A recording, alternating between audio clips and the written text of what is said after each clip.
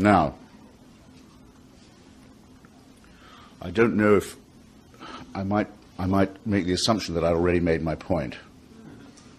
Could I make that assumption? Because I'm quite happy to assume that people who come to meetings of this kind in bookstores of this sort have come to talk as well as to listen. I hope I'm not wrong about that. And my usual principle is that I won't leave if there's an unanswered question. But I think perhaps I might give you just one more transition before we... I'll tell you why I like it, or I don't like it, why it's sort of, I want to insist upon it, because it does involve me reading a bit from my own stuff, but then you expected that. Because it's been so much forgotten, and that's the mass murder in Bangladesh in the early 1970s. I remember it. I'm sure some of you remember it too. It's slightly slipped out of history now. In 1971, when Kissinger had been National Security Advisor only for 2 years, a crisis arose in Pakistan, a major US military ally in Asia, which then consisted of two chunks of territory. One, what we call Pakistan, still with its capital Islamabad, but its main city, Karachi, and the other, what's now called Bangladesh, but was then called East Pakistan, West Bengal. It had been obvious ever since the partition of India that the Bengali wing of, as Salman Rushdie describes it, as a country with two wings, an east wing and a west wing. The people in the east wing wanted to get out. They would wanted to vote themselves into an independent state. And having not had any elections for a long time, General Yahya Khan was pressed by all kinds of people to have one, hold one. And there was even talk of a peaceful, democratic, orderly transition of power in Pakistan, which hadn't been any talk of that for a very long time. But it was known to all that if there was such an election, that the Bengali Nationalist Party, led by Sheikh Rahman, would win it, at least in the east, would win it overwhelmingly, perhaps conclusively. So it was argued in the State Department and to Henry Kissenger and others that that the United States should remind General Yahya Khan that he better respect the results of the elections, because it looked as if he might not. But no message of that kind was ever sent. None whatever. So when they did, the Bengalis, win the elections, first General Yahya Khan cancelled the elections, then he dissolved the parliament, then he arrested all the people who'd won the elections. And not content with that, he unleashed the Pakistani army in Bengal in an operation that was described at any rate by the American accredited diplomats on the spot as genocidal. It certainly had every appearance of a genocide. In other words, it had been long concerted. And though it was very indiscriminate in point of the mass of the people, we think, we are not, again not certain, and it may be indecent to speculate, but probably not less than 3 million Bengalis were killed in this bloodbath. But it was also, as other genocides are, rather specific and intimate. In other words, in the first day or so, the army rounded up and killed all the intellectuals, all the journalists, all the lawyers, all the academics, all the journalists and broadcasters in the capital city, trying, so to speak, to decapitate Bengali nationalism. And the best remembered symbol of this was the laying of an ambush, the setting up of a machine gun barrage outside the women's dormitory in the university. Then a fire set at the back of the dormitory, and the women students machine gunned as they ran out. This was repeated across the city.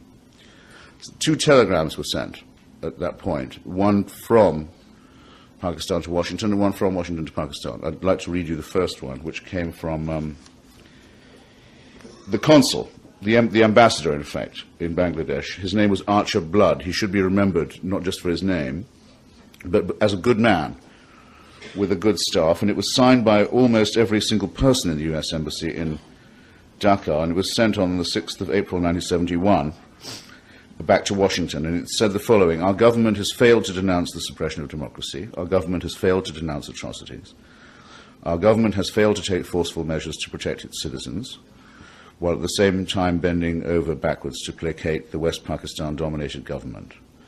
Our government has evidenced what many will consider moral bankruptcy, ironically at a time when the USSR has sent President Yahya Khan a message defending democracy, condemning the arrest of a leader of a democratically elected majority party, incidentally a pro-Western one, I'm still quoting, and calling for an end to repressive measures and bloodshed.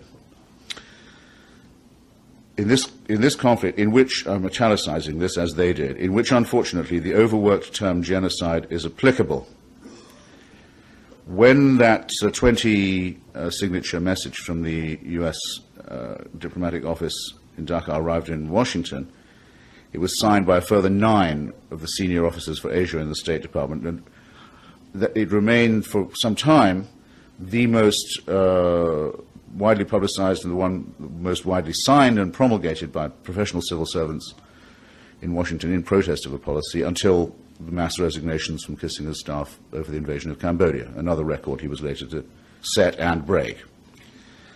So that was the telegram that Washington got. The telegram that Washington sent was signed by Henry Kissinger and sent to General Yahya Khan and said, "We thank you for the delicacy and tact with which you have handled this very difficult situation." That was the 3 million dead, 5 million refugee, mass destruction of the intellectual and cultural life of Bangladesh resolution, in Kissinger's terms, of the peaceful, democratic, orderly transition in Pakistan and Bengal.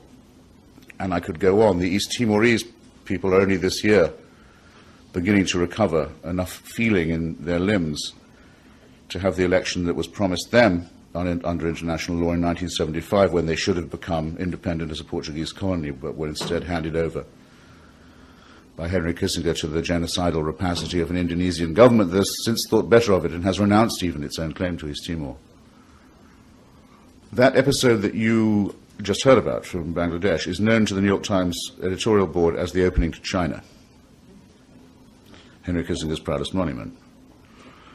Because what wasn't known at the time or understood was that General Yahya Khan was the intermediary for American diplomacy in arranging a photo op for Henry Kissinger and Richard Nixon in Beijing, where they could pose with Zhou Enlai and Mao Zedong.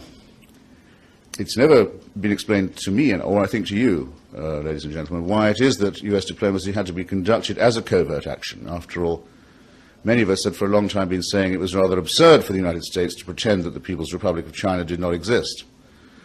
That door was nailed shut by Henry Kissinger and Richard. Any one of us who said, shouldn't we consider having diplomatic relations with Beijing? Looks like the capital of quite a large country. They appear to have had a rather large revolution. There seems to be a lot of people living there we're in no contact with. No, what are you, some kind of a communist or a faggot? What is this? No, we'll do the door opening, thanks very much. To rescue what? To rescue our faces from the shame we've inflicted on the country in Vietnam. To try and drive a wedge between China and Russia, to try and be clever that way, and to try and get a photo op and get on the nightly news. But we can only do it through the intercession of a dictator. We couldn't ask Congress to help. We couldn't ask the diplomatic service to help. We couldn't tell the State Department about it. It's a hasty thing. It's a racketeering covert operation. It's the opening to China. You notice the opening to China still hasn't taken place? There is no transparency in US-China relations. Nothing of the sort. Have you ever been asked, hey, about that opening to China, I'd say worth the lives of 3 million Bengalis, wouldn't you? On any day. No, of course you've never been asked that. That's what it did take. That's what they thought it was worth. That's what they think of you, that you might swallow such a thing. But think of the sycophancy of the press in the way that it always talks about this.